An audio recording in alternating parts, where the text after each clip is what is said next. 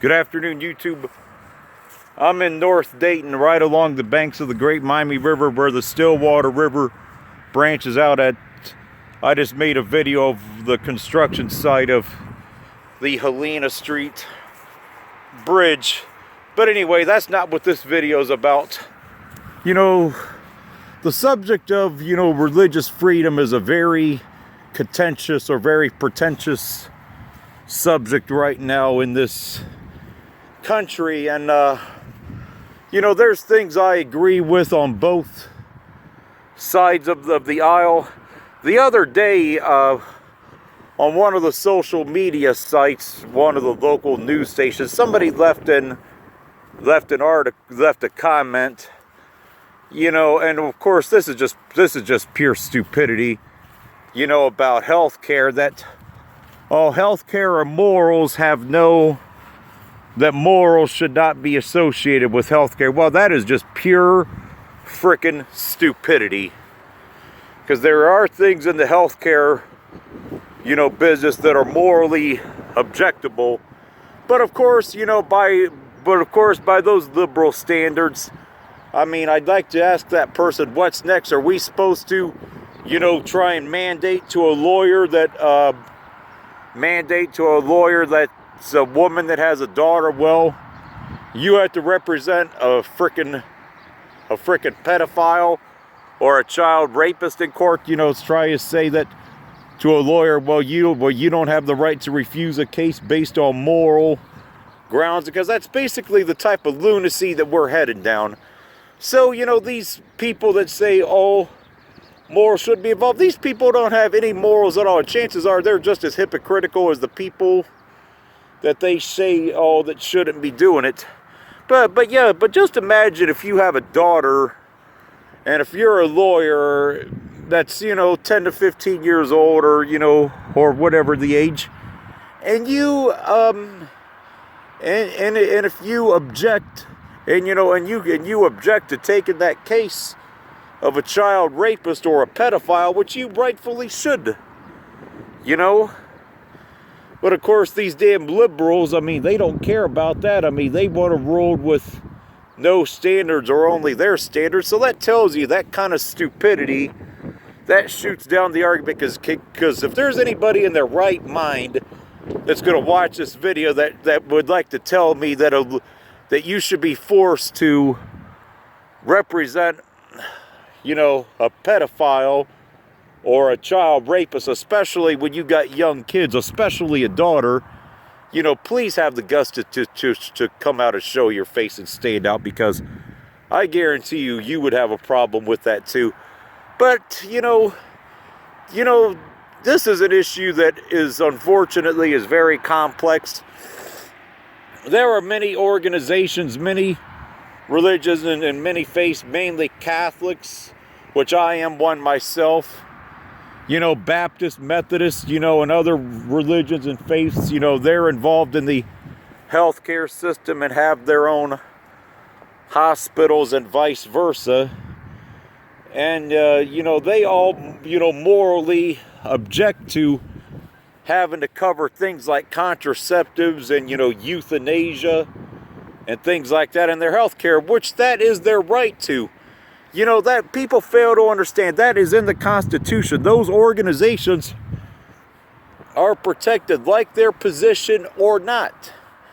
And, the truth be known about most of these organizations, whether they're Catholic, Baptist, or Methodist organizations, or just whatever the faith is, these people that complain and bitch, you shouldn't have the right to turn us down because of moral activities. I'm like, yes, they should have the right to, because it is their business. And the truth be known is that most of these organizations, especially amongst the schools and other things, don't pay as much as a regular secular school does, because they don't have a powerful teachers unions backing them in a Catholic school or that sort of thing. So these people that want to whine about that, you know, if you have a good skill set and you're a good employee, take your talents elsewhere, because, you know, they don't pay as much, but yet they want to whine and trample people. So that tells you, you know, the utter lunacy and stupidity. Because I guarantee you, if you look up the same professions, almost all of them, compare a religious organization that employs people compared to a non-religious organization, that the non-religious organization pays more money. So these dummies that say that, you know, why are you working there? Because if you were a good employee, you would be able to take your skill set elsewhere into an employer that does not impede your rights.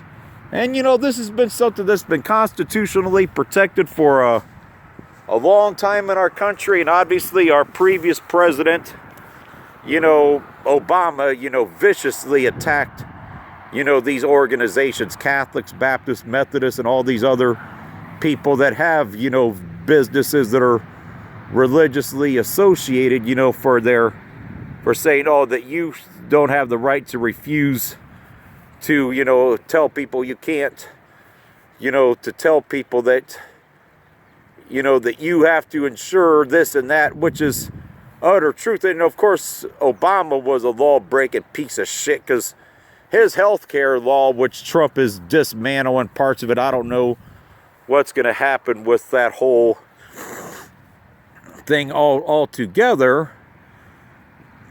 You know, but, you know, you cannot force commerce on people either. Now, however, there is problems with these organizations that are unfortunately, you know, doing some of this stuff.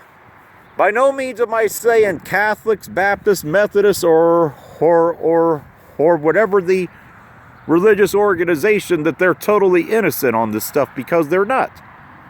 Because there is some double standards, but regardless of that fact, is they are constitutionally, you know, protected. That is their right to refuse service, just like it's your right to refuse service if you own a business and you tell this person, don't come in here. That is your right, whether the person likes it or not. And chances are, you know, find another place that'll take your business. It's not hard to do. But the main problem I see, and of course, you know, I see, you know, some of this nonprofit money that is being spent and being sent by these organizations is wrong from the standpoint of, and some of them do take government money, like the Catholics, for example. Again, I am Catholic myself. So, you know, like we have a crisis with this refugee crisis and the whole immigration crisis.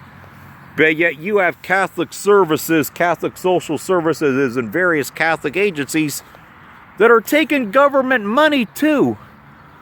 So that's another problem. Please, we need to tell our church leaders and whoever they are, you know, don't be accepting any more federal money for this stuff. Because, you know, they're getting a ton of money for all these refugee resettlement, you know, which that's a very hot topic and a very hot button issue in this country. Probably the worst I've seen it in a long time. And it's a very, you know, divisive issue. And Trump is obviously going to fighting back against this subject, because we've had so much, you know, lawlessness from previous administrations on that whole issue. And so my whole thing is, you know, we need to hold, these organizations deserve protection on that stuff, but however, they should not be taking, you know, government money for their, you know, missions and things like that. Nor should they be sending money overseas to countries like Israel that are tax exempt. And there's several organizations that do this. It ain't just one or two, it's several of them that are doing this kind of behavior. Catholics, Baptists, you know, Methodists, Mormons. There's millions of dollars that's being sent overseas to companies that support flat-out criminal behavior. And they should not. And why are we sending our money, you know, whether it's tax exempt or foreign aid, to Israel and countries like that is beyond me, when we really should not be doing that. So yeah, that is a problem. And it's time that, and these organizations, they deserve their nonprofit status, but however, there should be a few reasonable lines drawn in the sand, you know, about that. But this is an issue that bears watching for the next several years under the Trump administration. But so, I mean, I see both sides of the argument, because there is behavior from religious organizations that just should not be happening. Taking government money and sending money to countries that don't have anything to do with their mission at all. But that's it for this one.